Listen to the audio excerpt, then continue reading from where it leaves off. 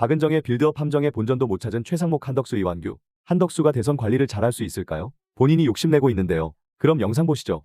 계엄 당일날 윤석열 당시에 대통령이 그 최상목 장관을 불러서 밑에 사람 시켜가지고 계엄 문건을 전달했다고 이렇게 되어 있는데 그건 맞습니까? 뭐 기획재정부 장관 부르시고 손짓을 하니까 옆에 있는 실무자가 저한테 네. 뭐 하여튼 쪽지 형태로 잡혀 있는 걸 그렇다면 썼습니다. 예, 쪽지 아니고 문건인 것 같은데요. 그렇다면 그것은 당시 계엄을 선포한 대통령의 지시로 문건이 전달된 건 맞습니까? 저는 당신은 참고 자료로 그런 말씀이 어쨌든 계속되면 참고 대통령의 자료로 받았습니다. 계엄을 선포한 대통령의 지시로 문건이 최상목 장관께 전달된 것은 맞습니까? 불렀으니까요. 네, 제가 말씀드린 그대로입니다. 네. 그래서 그렇다면은 근데 그 문건을 안 보셨다는 거죠? 네, 뭐 접혀 있는 상태였기 때문에 그 당시에는 네. 경황이 없었습니다. 어쨌든 거기서 나가서도 안 보셨다는 네, 거죠? 그 당시에 나와서 저는 그래서 사퇴할 나라가 이렇게 생각이었습니다. 망했나 봅니다. 네. 이슈펀치가 옳다면 구독과 좋아요를 눌러주세요.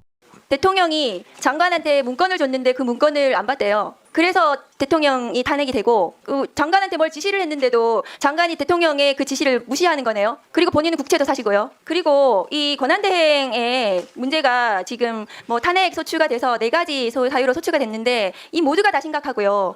그리고 한덕수 또 권한대행의 문제도 굉장히 심각합니다. 보시면 최상목 장관님 한번 보세요. 화면 좀 올려주시오. 어제 충격적인 보도가 났거든요. 한덕수 지금 권한대행이죠. 지금 보니까 이재명 대통령 막는 게 사명이다.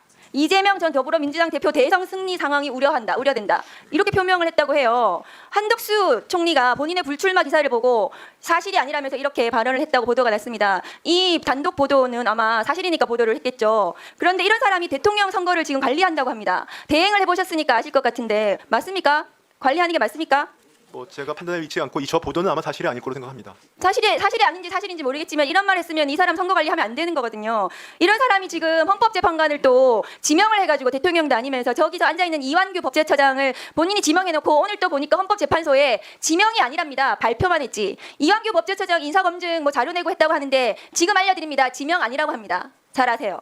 이런 사람 대통령으로 선거 관리해야 될지 모르겠습니다. 노무현 전 대통령이 청와대 오찬에서 발언한 거 가지고 탄핵 소추가 됐었습니다. 한덕수 대행이 지금 탄핵 소추 사유 하나씩 쌓아가면서 지금 대행을 하고 있는데 장관님 알고 계십니까? 한덕수 대행의 이런 행태 어떻게 생각하시냐고요? 제가 대행에 뭐에 대해서 평가를 하는 건 맞지 않다고 생각합니다. 본인도 출마 의사 있으세요? 저는 없습니다. 김선택 교수님 잠깐만 나와주시겠습니까? 아까 말씀하시기에 권한대행은 거리가 된 이후에 파면이 된 이후에 된 이후에 권한대행은 현상 유지와 가장 정치적 중립성이 중요하다고 하셨습니다. 그런데 한덕수 권한대행이 지금 선거 관리를 업무를 맡았는데 특정 대통령 후보의 출마를 막는 것이 자기의 목표인 것처럼 이렇게 말하는 사람 선거 관리로 적합하다고 생각하십니까?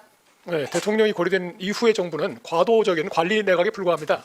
그래서 차기 정부의 권한을 선취해서 잠탈한다거나 그다음에 우리나라는 이제 대통령 승계제도가 없기 때문에 바로 대통령 선거를 해야 되고 공정한 선거 관리가 핵심적인 업무입니다. 그렇기 때문에 추호라도 이 공정성의 의심을 받을 만한 행동이나 말을 절대 해서는 안 됩니다. 네, 그렇습니다. 그런데 지금 한덕수 권한대행도 그렇고 최상목 대행도 위헌적인 행위를 계속 반복하고 있어요. 그래서 본인이 탄핵 소추된 것입니다. 교수님 들어가셔야 됩니다. 최상목 대행은 이 탄핵 소추 말고도 2025년 1월 3일 윤석열 내란 우두머리 체포영장 집행 당시에 경찰청 이호영 경찰청 차장에게 전화도 했습니다. 그것은 명백한 수사 외압입니다. 왜 체포영장 집행하는데 경찰청 차장한테 전화합니까? 전화해서 경호처를 왜 막고 정리해 주시죠. 전화하신 거 맞으시죠? 제 현정이 없었기 때문에 대통령실에서 저한테 질의가 와서 확인차 전화했었습니다. 이게 윤석열 편들어서 체포영장 저지에 지금 본인이 네. 도와주신 거예요.